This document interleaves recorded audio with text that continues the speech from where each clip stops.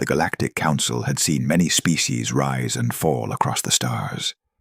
In their 70,000 years of recorded history, they had encountered over 400 sentient species. Each followed predictable patterns. Each understood the mathematics of surrender, except humanity. High Commander Vexlar of the Korthian Empire stood before the holographic display, his 6 eyes narrowing as he studied the impossible data streaming from the human colony of New Terra. His scales rippled with frustration, a physiological response his species had evolved to show displeasure. "Explain this to me again," he hissed to his tactical officer. "Slowly." Officer Krenal's mandibles clicked nervously. "Sir, the human defenders of New Terra refuse to surrender. They have been under siege for 73 cycles. Their supplies are exhausted. Their shields are at 4%. We have destroyed 86% of their military assets. By all statistical models, they should have surrendered 68 cycles ago. And yet they continue to fight. More confusingly, their combat effectiveness has increased in the past 10 cycles." Vexillar's tail slammed against the deck. "That violates every principle of warfare. A cornered force with no hope of victory becomes demoralized. They lose cohesion. They surrender to preserve their lives. This is universal law." "Not to humans, apparently, sir." The High Commander pulled up a communication log. 3 days ago, he had offered the human defenders generous terms. Safe passage off-world, medical treatment, even compensation for their losses. The response had been memorable. A human female, her face covered in blood and soot, had appeared on the screen. She was missing an arm, replaced by a crude prosthetic that sparked occasionally. Behind her, explosions lit up the darkness. "This is Colonel Sarah Chen of the Terran Colonial Marines," she had said, her voice steady despite her injuries. "I have received your offer of surrender. On behalf of the defenders of New Terra, I would like to extend a counter-offer." Vexillar had leaned forward, thinking perhaps the humans would negotiate terms. "You can take your generous terms," Chen had continued, "and shove them up your posterior orifice. We're not going anywhere. New Terra is our home. Our children were born here. Our parents are buried here. You want it? Come and take it, but I promise you, High Commander, you're going to pay for every meter in blood." Then she had smiled. That was the part that haunted Vexlar. The human had smiled. "Sir, we have another transmission from the surface," Krenal interrupted his thoughts. "On screen." A different human appeared. Male, younger, with bright blue eyes that seemed to burn with an intensity Vexillar found unsettling. He wore the remains of a pilot's uniform. "This is Lieutenant Marcus Webb. I just wanted to let you know that your dropship landing zone at Sector 7 Alpha." "Yeah, we mined it last night." "Thought, you should know before you send more of your people down. We counted 43 secondary explosions from your fuel cells. Beautiful light show." "You're calling to taunt us?" Vexlar couldn't believe it. Webb's grin widened. "No, I'm calling to give you a chance to leave. See, reinforcements from Earth arrive in 48 hours. That's the TCNS Indomitable, the TCNS Never Again, and the TCNS Try Me. Those are dreadnoughts, Commander. Each one outguns your entire fleet. So you've got 2 days to tuck tail and run, or you can stick around and see what happens when you really piss off humanity."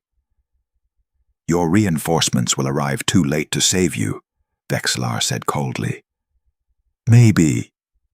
Probably. But we'll still be here, fighting, when they arrive. And, Commander, they're going to be really upset about what you did to their friends." The transmission ended. Krenal spoke quietly. "Sir, intelligence confirms human reinforcements are indeed 47 hours out. However, there is no possibility the New Terra defenders can hold that long. Their position is mathematically untenable. Then they're fighting for nothing.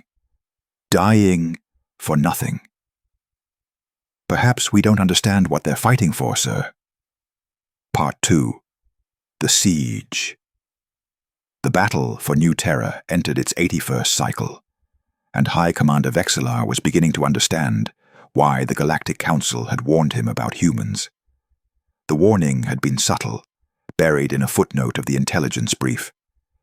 Human combat behavior may not conform to established psychological warfare models.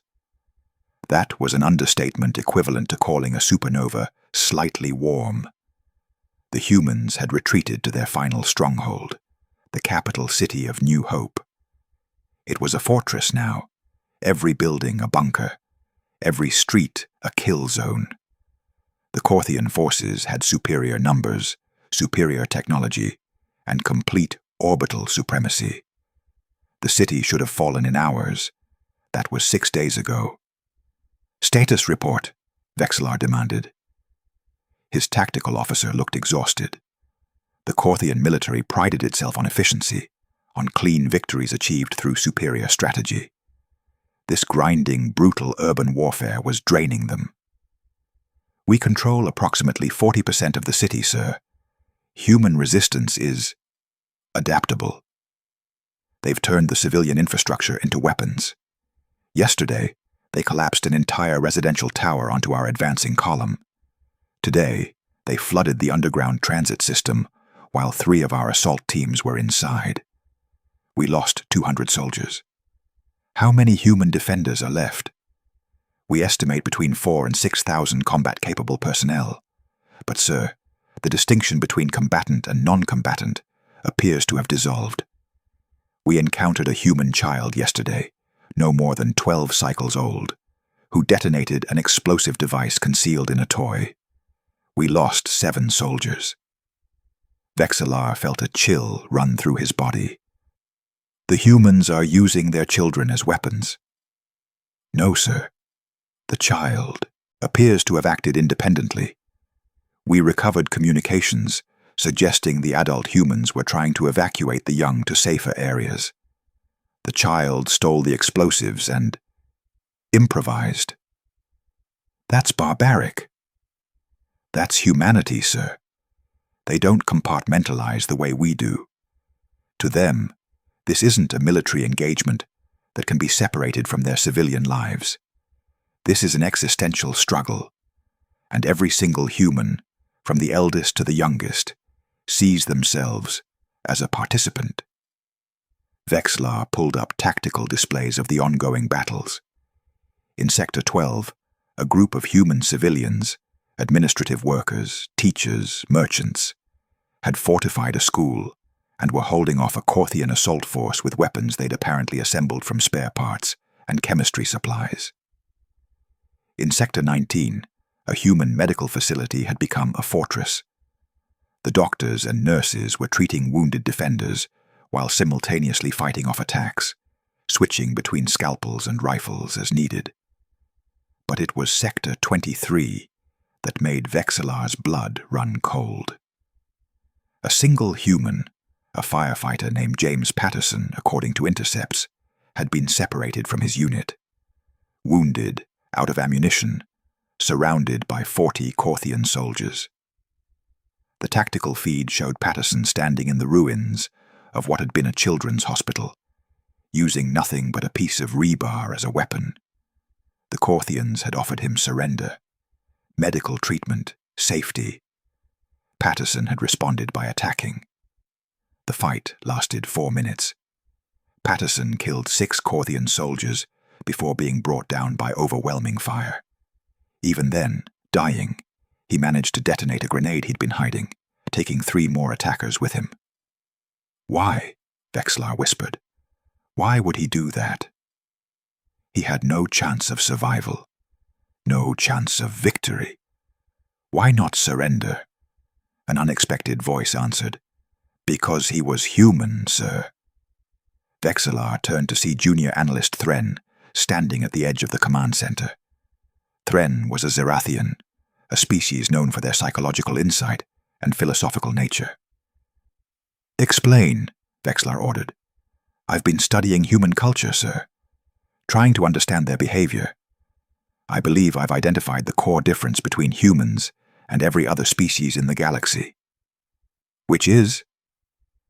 "Humans don't have a surrender instinct, sir. Not like we do. Every other species has evolved a biological mechanism that triggers submission when defeat becomes inevitable. It's a survival trait. Better to live as a captive or subordinate than to die fighting a battle you cannot win. This is encoded in our genetics, our neural structures. Obviously, it's the foundation of rational behavior. But humans, sir, evolved differently. They evolved as persistence predators on a death world. Their survival strategy wasn't to be the strongest or the fastest. It was to be the most stubborn. They would chase prey for days until the prey collapsed from exhaustion. They would keep going when any rational being would stop. Thren pulled up a holographic display showing Earth's history. "Look at their military history, sir. At Thermopylae, 300 Spartans held off hundreds of thousands of Persians, fighting to the last man. At the Alamo, fewer than 200 Texans faced thousands of Mexican soldiers and refused to surrender. At Stalingrad, humans fought in the ruins of their city for 5 months, in conditions that would have broken any other species." The display showed image after image. Humans fighting against impossible odds. Humans defending hopeless positions. Humans charging into certain death. "Here's what terrifies me, sir," Thren continued. "Every one of these battles was a defeat. And yet humans remember them as glorious. They tell stories about them. They build monuments. They name their warships after these defeats. The TCNS Never Again. That's named after a colony that was completely destroyed. Every human died. And they immortalized it. That's insane. No, sir, that's human. They have a saying, victory or Valhalla. For many of their cultures, dying in battle against overwhelming odds isn't just acceptable. It's the highest honor. They literally believe that warriors who die fighting earn a place in paradise." Vexlar stared at the tactical displays with new horror. "So these humans on New Terra are hoping we'll kill them, sir, because in death they become martyrs, they become legends, and legends inspire. Every human we kill down there makes the ones coming behind them angrier, more determined. We're not depleting their will to fight. We're strengthening it." Part 3. The Cost High Commander Vexlar stood in the captured remains of New Hope's Central Plaza, and for the first time in his military career, he felt something he had never associated with victory: disgust. They had taken the city. The human defenders were dead, every last one. Colonel Sarah Chen had been found in the command center, buried under rubble, her remaining hand still gripping a detonator. She'd collapsed the building on top of herself and 30 Korthian soldiers, rather than be taken alive.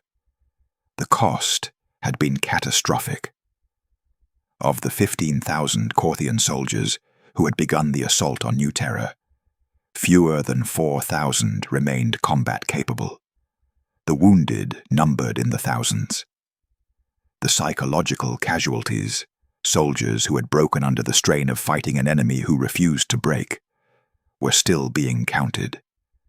And the humans had numbered, at most, 8,000 defenders. "Sir, the human fleet has arrived," Officer Krenal reported quietly. Vexlar looked up at the sky.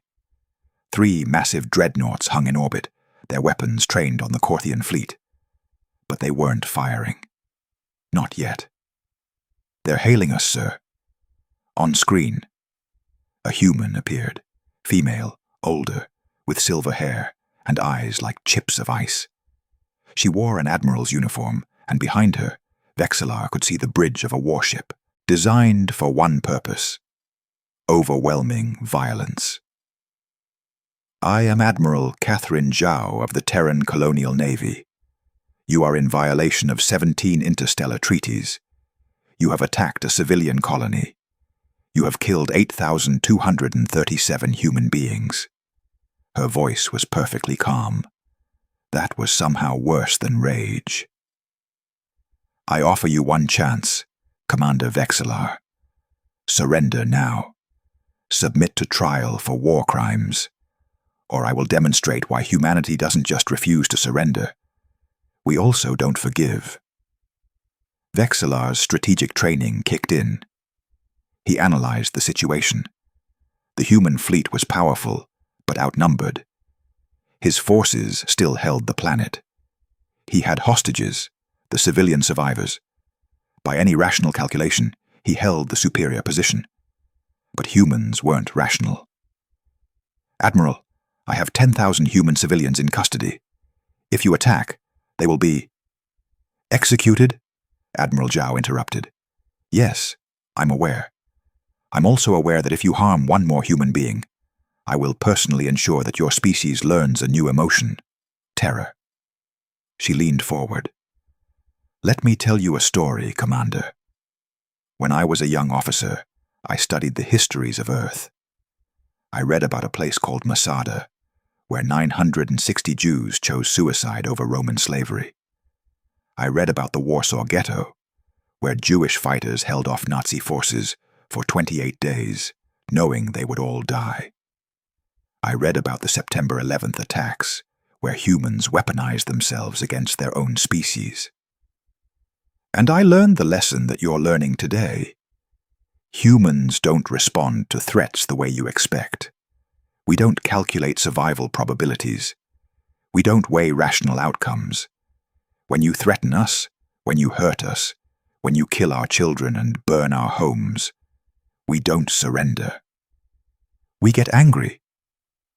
The display behind Admiral Zhao changed, showing a fleet Vexillar hadn't known existed. Dozens of ships emerging from faster-than-light transit. Hundreds of ships. 1,000 ships. That, Commander, is the 3rd, 5th, and 7th fleets of the Terran Colonial Navy. 60,000 crew members who just learned that you killed their friends on New Terra. 60,000 humans who are now going to vote on whether to accept your surrender or to glass your homeworld as an object lesson to the galaxy. Vexillar felt his scales go rigid with fear. You wouldn't. The Galactic Council warned you not to attack us. They warned you that humanity was different. They warned you that we remember every slight, every attack, every death. We remember and we come back, and we make you regret that you ever heard the word human. But here's the thing, Commander. We also offer mercy. Once. One time, we will let you walk away. We will let you live. And all you have to do is exactly what you demanded from our people. Surrender. The channel went silent, waiting. Vexillar looked around at his officers. He saw exhaustion. He saw fear. He saw soldiers who had learned that victory against humans wasn't about tactics or technology. It was about who was willing to pay the highest price. And humans were always willing to pay more. He opened a channel. "This is High Commander Vexillar of the Corthian Empire. I surrender. Unconditionally." Part 4. Aftermath. 3 months later, Vexillar stood before the Galactic Council. The trial had been thorough. The evidence was overwhelming. He would spend the rest of his life in detention, and the Corthian Empire would pay reparations to humanity for generations. But that wasn't what haunted him. What haunted him was the memorial service he'd been required to attend. The humans had built a monument on New Terra, 8,237 names carved in stone, every defender who had died. Above the names, a simple inscription. They held the line. They bought time. They saved 10,000 lives. They never surrendered. And humanity had kept its promise. The civilians had been returned, unharmed. The wounded Korthian soldiers had received medical treatment. The surrendered troops had been repatriated. Admiral Zhao had visited him before the trial. He'd expected threats, vengeance, hatred. Instead, she'd said something that broke him more completely than any battle could have. We didn't want this, you know. The war, the deaths. We would have shared New Terra. There was room for everyone. All you had to do was ask instead of attack. But you attacked. And when you did, you encountered something that every species in this galaxy eventually learns. Humans are peaceful. We prefer trade to war, negotiation to violence, cooperation to conflict. We will go to extraordinary lengths to avoid fighting. But when you force us to fight, when you give us no choice, when you threaten our homes and our families and our freedom, you encounter the other side of humanity, the side that walked out of Africa with nothing but sharpened sticks and conquered a planet, the side that looked at the stars and demanded to touch them, the side that has never, in our entire history, accepted permanent defeat. You wanted to know why we never surrender, Commander. It's because surrender is a choice, and humans, for better or worse, refuse to accept that some choices are inevitable. We believe that as long as one of us is still standing, still fighting, still breathing, the outcome is undecided. That's our strength. That's our curse. And that's why every species in this galaxy will eventually learn the same lesson you learned on New Terra. She'd stood to leave, then paused at the door. Never attack humans, Commander, because we don't just refuse to surrender. We refuse to forget. And we always come back. Now, as Vexlar sat in his cell, he finally understood the footnote in the intelligence brief. The warning that had seemed so innocuous. Human combat behavior may not conform to established psychological warfare models. It wasn't a warning. It was a prophecy. And across the galaxy, species that had never heard of Earth or humanity began receiving updated intelligence briefs. New footnotes appeared in military training manuals. Diplomatic protocols were revised, all with the same message: never corner a human, never threaten their young, never attack their homes, because humans are the only species in the galaxy that doesn't calculate the cost of victory. They calculate the cost of defeat, and they have decided that some things are worth any price, especially their freedom. The Galactic Council had seen many species rise and fall across the stars.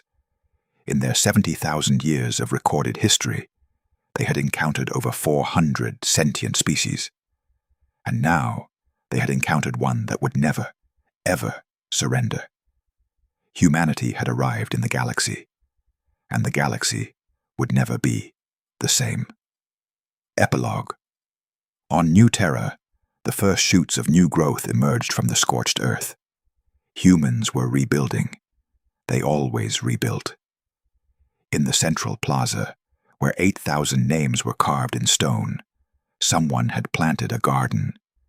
Flowers from Earth, adapted to New Terra's soil. A sign read, "They held the line so we could plant these flowers.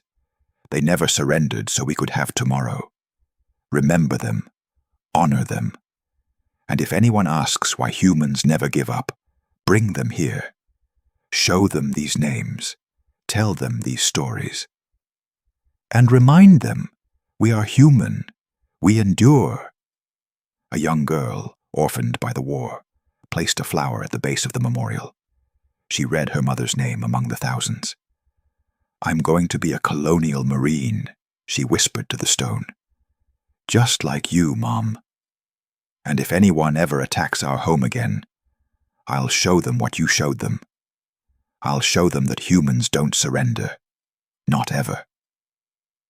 She stood, saluted the memorial, and walked toward the rebuilt academy where a new generation of defenders was training.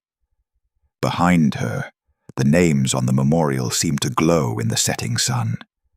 8,000 stories of courage.